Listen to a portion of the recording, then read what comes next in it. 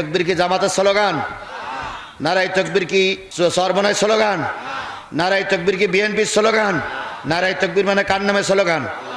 আল্লাহ নামে স্লোগান। যে দল এবং তার নেতারা দিতে পারে না, ওই নেতাদের রক্তের ভিতরে ভেজাল আছে। নারায়ে তাকবীর স্লোগান দেওয়ার কারণে বিশ্ববিদ্যালয়ের ছাত্র ছাত্রী তাকে সাপোর্ট করেছে। যে কয়জন নারী পাশ করেছে তার ভিতরে ওই মহিলা একজন। ওরে বাবা, নারায়ে তাকবীর স্লোগান দিলে সম্মান কমে না, বরং সম্মান বাড়ে।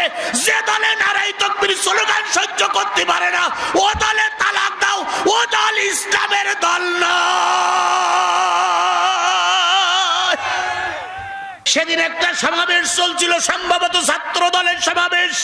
নেতা বক্তৃতা করতেছে, এক মহিলা নারায়ে তাকবীর বলে স্লোগান দিয়েছে। তিনি হলেন ইনকিলাব মঞ্চের মেয়ে, নাম তার শান্তা। কি নাম? নারায়ে তাকবীর স্লোগান দিয়েছে। ছাত্র দল বা অন্য দলের যুবকেরা বললে বেরিয়ে যাও, এখানে থাকা যাবে না। ওই মহিলা আমার বোন তাকবীর ধ্বনি দিতে দিতে বেরিয়ে আসছে। ওই মহিলাটি ছিল জগন্নাথ বিশ্ববিদ্যালয়ের ছাত্রী। নারায়ে তাকবীর স্লোগান দেওয়ার কারণে বিশ্ববিদ্যালয়ের ছাত্র ছাত্রী তাকে সাপোর্ট করেছে। যে কয়জন নারী পাশ করেছে তার ভিতরে ওই মহিলা একজন। ওরে বাবা, নারায়ে তাকবীর স্লোগান দিলে সম্মান কমে না, বরং সম্মান বাড়ে। যে দলে নারায়ে তাকবীর স্লোগান সহ্য করতে পারে না, ও দলে তালাক দাও, ও দল ইসলামের দল না।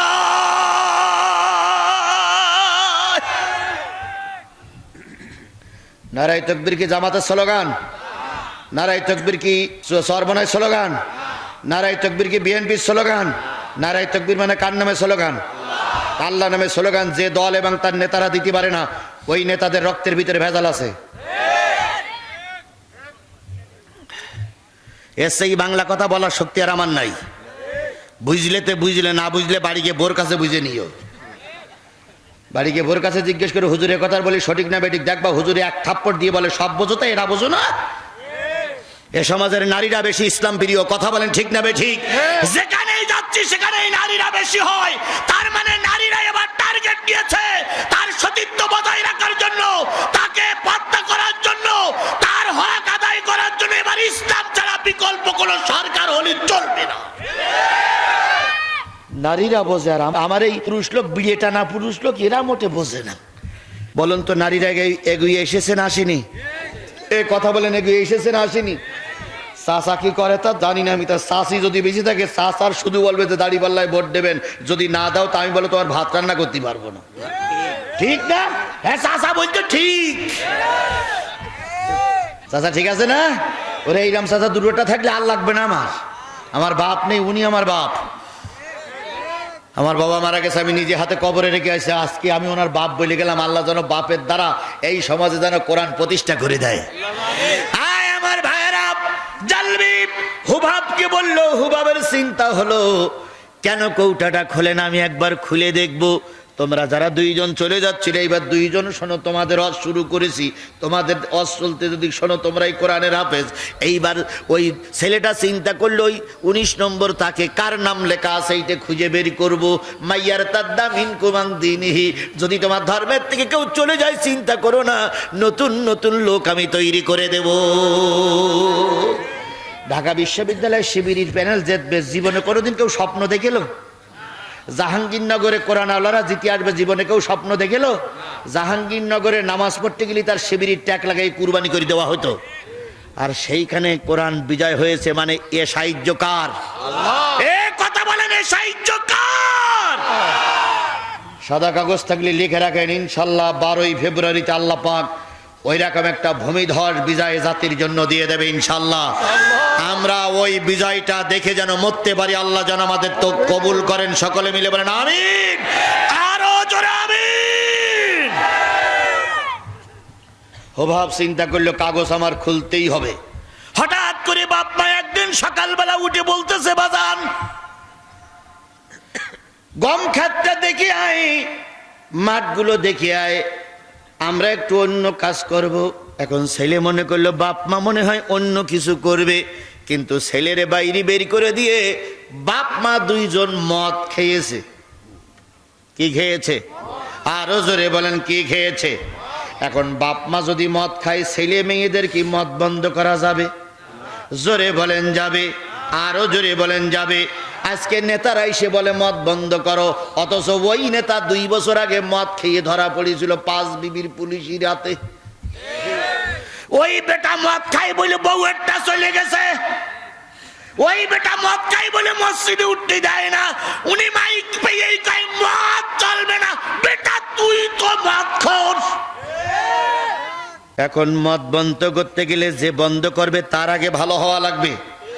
এই সমাজে দুর্নীতি বন্ধ করতে গেলে যারা ক্ষমতায় যাবে তাদের দুর্নীতিবাজ হলি, যারা দুর্নীতিবাজ তারাই যদি ক্ষমতায় যায়, এই সমাজ কখনো দুর্নীতি মুক্ত হবে না। তুমি একটু যাও, ছেলে চলে গেল, আর বাপ মা কি খাবে? 2 জন মদ খেয়ে পড়ি আছে। আচ্ছা বলেন তো ভাই, মদ খেলে কি বেরেন ঠিক থাকে? বউরে কি বলে? আম্মা। বউরে বলে কি? আম্মা। বউ তখন বলে যে আমি না তোমার বউ। কই মেয়ে লোক হলি মা বলা যায়, তুই মার মতন, তুই বোর মতন। গ্রামে তা আমার তখন ওই একটা 50 মোটরসাইকেল ছিল, ওয়াশ করে যাচ্ছি, রাত তখন 3টে বাজে। দেখি চাচা আমার মোটরসাইকেলের লাইটের সামনে যেয়ে দেখি চাচা এক খেজুর গাছের গায়ে ঘাড় লাগিয়ে ঠেলতেছে। তা আমি যেই বলতে, চাচা কি খবর? কাছে কেডা? আজিজুল নাই? চাচা হ্যাঁ। এই খেজুর গাছটা পড়ে রয়েছে কেন? কাইথি যা তো অত সমস্যা হয়, তাই ঘাড় লাগাই সোজা করতেই বাড়ি যাব। তাই আমি বললাম চাচা গ্রামের সব লোক আসলে সোজা হবে তো? কয় হয় হোক না হোক, আমি একলা সোজা করতে, কাল সকালবেলা এসে দেখবি সোজা হয়ে যাবে। ও কি খেয়েছে? তাহলে মদ খেলি বেরেন্টাল হয়ে যায়, মদ খেলি মানুষের মাথা ঠিক থাকে না। জালবি বা জালবিবির স্ত্রী হুনহুনা কি খেয়েছে? মদ খেয়েছে, কাপড় চোপড় ওলট পালট করে পড়ি আছে। ছেলে ঘরে ঢুকে দেখে বাপের কাপড় চোপড় নষ্ট, মার কাপড় চোপড় নষ্ট। এবার হুবাব চিন্তা করলো, এই ফাঁকে 19 নম্বর তাকে যে কোরআন শরীফ লেখা আছে, 19 নম্বর তাকে যে নবীর পরিচয় আছে, ওইটা খুলে আমার দেখা লাগবে, ওখানে কি লেখা আছে। হুবাব চলে গেল 19 নম্বর তাকের থেকে কৌটাটা পারলো, কৌটাটা পড়ে মুখটা খুলে ওর ভিতর থেকে একটা কাগজ বাহির করলো। ওই কাগজে লেখা আছে লা ইলাহা ইল্লাল্লাহু মুহাম্মাদুর রাসূলুল্লাহ।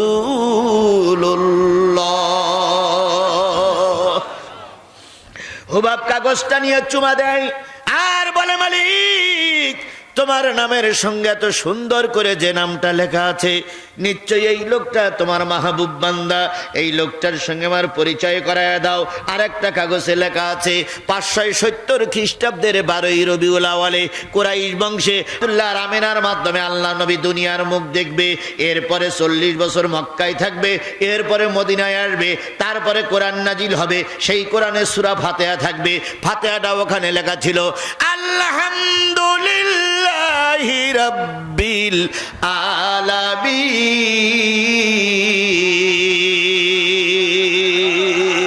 হুবাব বুকের ভিতরে জড়াই ধরে বলে, আল্লাহ সেই কোরআন না পড়াইয়ে তুমি যেন আমারে কবরে নিও না।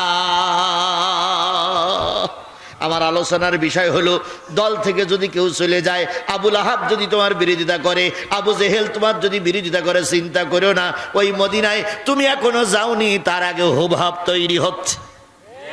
এ সুবহানাল্লাহ বলা যাবে না।